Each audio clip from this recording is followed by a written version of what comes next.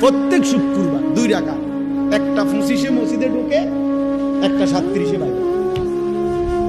ঢাকায় কত বড় ডাকাত! একটা 25-এ ঢোকে, একটা 37-এ।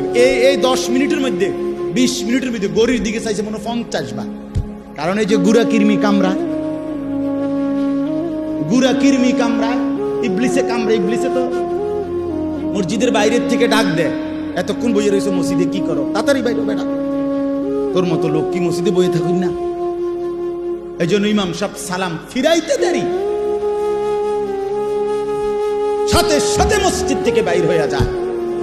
হায় মুসলমান, পরবর্তী 4 রাকাত সুন্নতে মুআক্কাদা নামাজ ইমাম সাহেবের আব্বার সম্পত্তি দেখা শুধু ইমাম সাহেবে পড়ে, সামনের কাতারের মুসল্লিরা পড়ে, আর আপনাদের জন্য এই নামাজের হুকুম নাই, এই জন্য আপনারা বের হয়ে যান নাকি? এটাই শরীয়ত? কথা বলেন না কেন? এটাই দিন? তাহলে এই 2 রাকাত নামাজ পড়া, শুধুমাত্র শুক্রবারে জুমার নামাজ, শুধুমাত্র 2 রাকাত নামাজ, এইটুকুই মনে রাখবে।